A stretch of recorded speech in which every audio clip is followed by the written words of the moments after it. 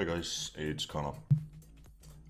This video will be about the advanced DPS setup and dynamic rotation that me and many other Stamplars have been using for the Dragon Bones patch, and we'll probably keep doing as long as sustain allows us to. Getting it down will take some practice because we heavily rely on boost timers, and when using acuity we also want to keep a close eye on our procs. By the way, I use Srendarr and the add-on acuity to track my boost. I can show you my Srendarr settings quickly.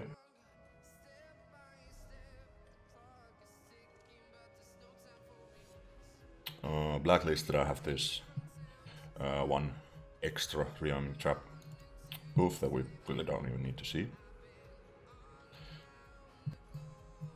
Here I track some basic buffs like Minor Force, Major Slayer and Major Berserk. These are not obviously needed if you're not in a raid, but it will show up when you pick up an Anthronac and get a Major Slayer from someone. That's good. Minor Force is from Trap, so we obviously want to track that. We want to keep it as high as possible. And here's the rearming trap buff that we need to see, so just remember to add this here. For debuffs, I only have these two. Some people also use poison injection, but I don't think it's necessary. It's just extra clutter on your screen, to be honest.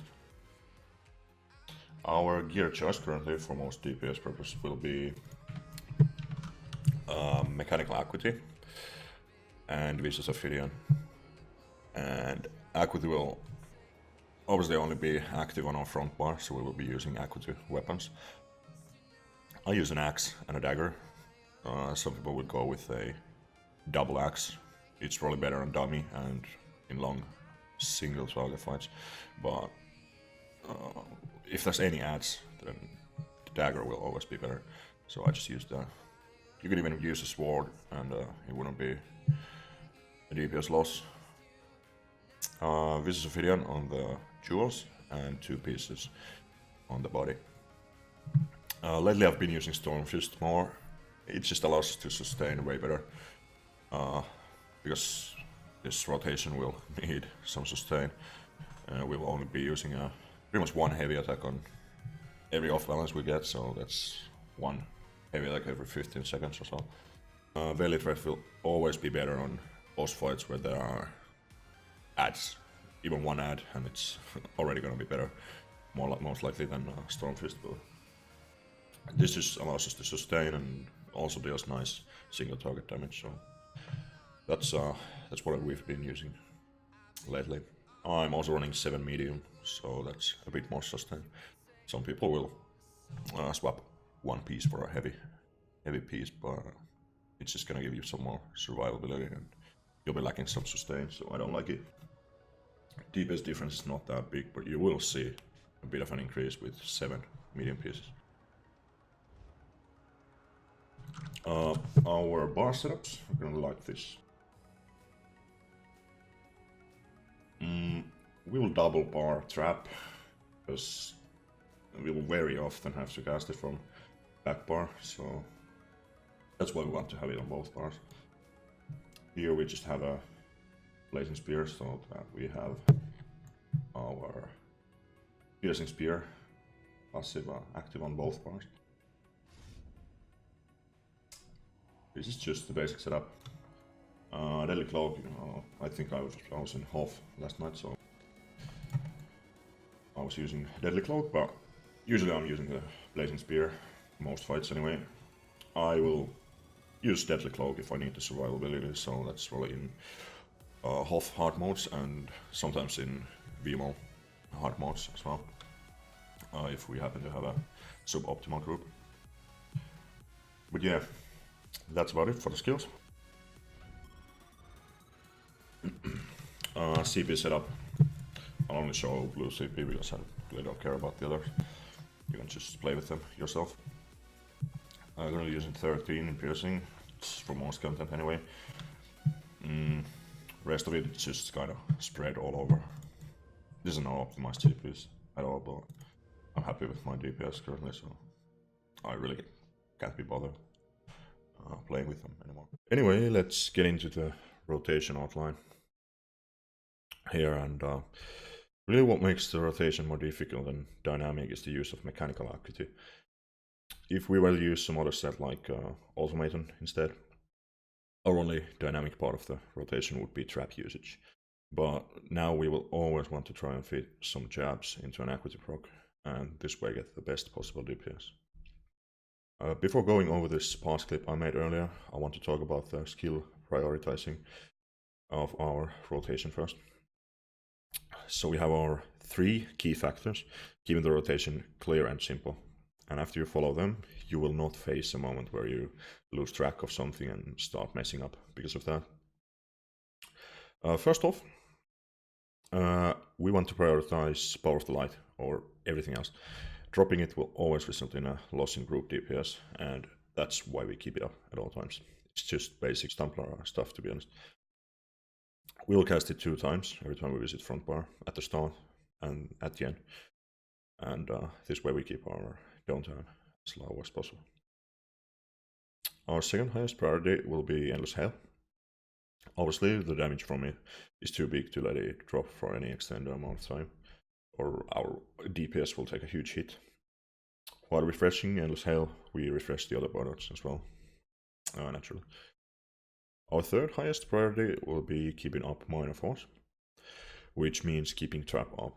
But there's a little catch. We do not want to overcast trap by law and just lose valuable time we could use on other skills. And we will also miss some dot damage from the trap if we cast it too early. I will explain later how the trap tracking is done efficiently when I show you the clip here. After those 3 key factors, the rest will come down to just tracking acuity procs and always trying to fit 2 jabs in a proc. One thing worth noting as well is that we want to time our Ballista ultimate with acuity procs. It will shoot up or burst DPS alone. Okay, I'll just go over this little clip that I have from a 3mm parse. I'll just pause the video and explain some things, why I do certain things and at what times. I can also attach this clip at the end of the video at full speed, so you can just watch it over as many times as you want yourself. Anyway, we'll start here with trap into a power line, usual stuff. Here we have our acuity proc and we time it with the Ballista. We also fit 2 jabs in the acuity proc, and only after that we drop the Blazing Spear, and this way we are not losing any DPS from the acuity proc. Here our trap is about to run out, so I reapply it there. I don't think you saw it, I didn't see it at least, but I already dropped the trap. The last damage tick from our trap comes at 23 seconds, when this counter hits 23 seconds. So not earlier, not later, but at about 24 seconds we want to recast our trap.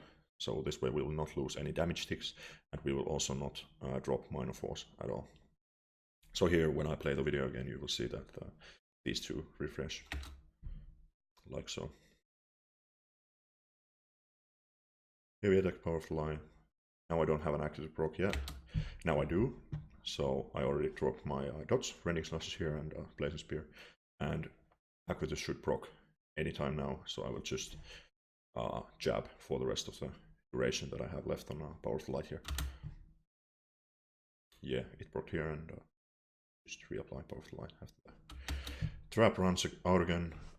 We're in the back bar currently, so this is why we want to have trap double barred. We can use it on either bar.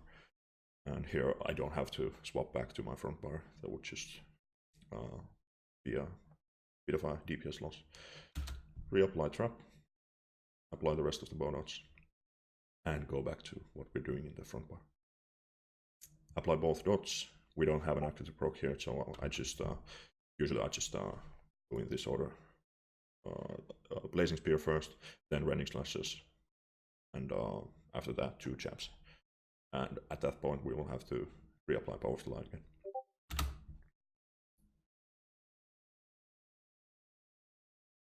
Trap is about to run out. Yeah, reapply that.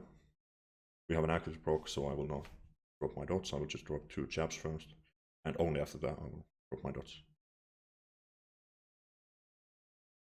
Trap running out again. I think I'll... Okay, I reapplied it a bit late maybe, but it's fine. Out with the proc, 2 jabs in it. Get some nice burst DPS there. And pretty much at this point, or let's say when the dummy is about, well, not 400, maybe 350, something like that, we can just end the fight with dropping all our dots and then just jabbing away. And the same thing applies for all the boss fights, pretty much. In most cases, it's around 2 mil health on the boss, when you can just drop all your dots and jab away for the rest of the fight. This way you get the best possible DPS at the end here. So I just drop my dots and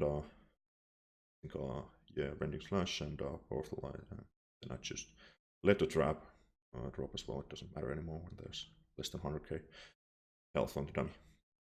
I also show the CMX here. Powerful Light at 91%, which is okay.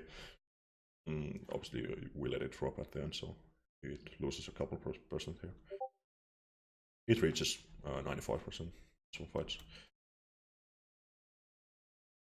Just the basic stuff here. DPS is not that good, but this is in trial setup, so we are missing a lot of penetration here. Okay, I'll just do some casual dummy smacking and try to explain what I do at the same time. I hope I can follow. But it's just not the way we usually start. Ballista into an active proc.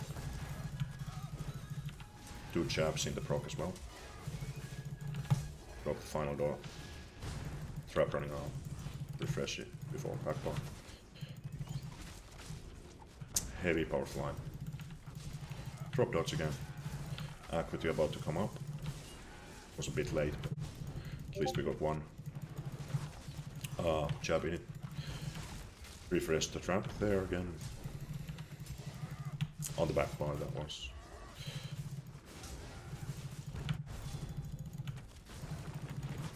Trap about to run out. Refresh it. Got an equity proc. 2 jabs. And only after that, go for the rest of the knocks. Ballista is up.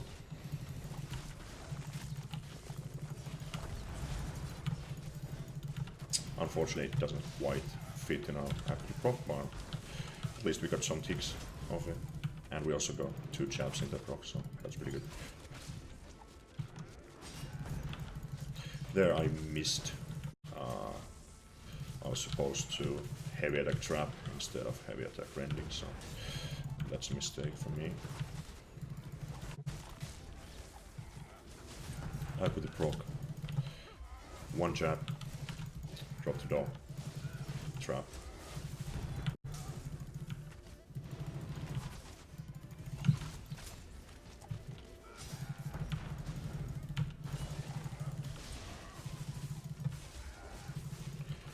Time to drop the trap here. The proc is not even close, but I'm not gonna wait with the ballista.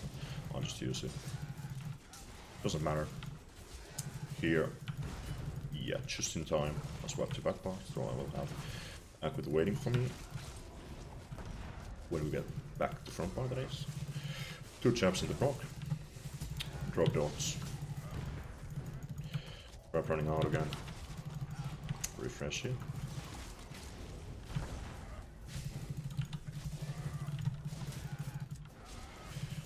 And 2 jabs in the proc. I think I missed one light effect there. Trap. Okay, dummy's getting kind of low. I think I'll just go with a poison injection into ballista here and just jab away. Okay. DPS is kind of horrible, but then again I have only 13 points in piercing. I'm a vampire, by the way. That's gonna help you immensely. And these green CPs, 75 in Moonkalf and 64 in tenacity. You could even put more in this. You don't, in most content anyway, you don't need these this, for example, you're not gonna need this in pretty much probably half of the content. Well, you could drop some points from that in either of these, really. But here in Mooncalf, you're already getting very diminishing returns, so that's not very optimal anymore. Other than that, I mean, it's pretty much it. And I hope this helps, and see you guys.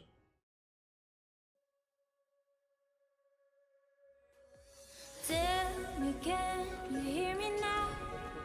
Can you hear me crying out like an animal out in the wild? I shout your name into the night.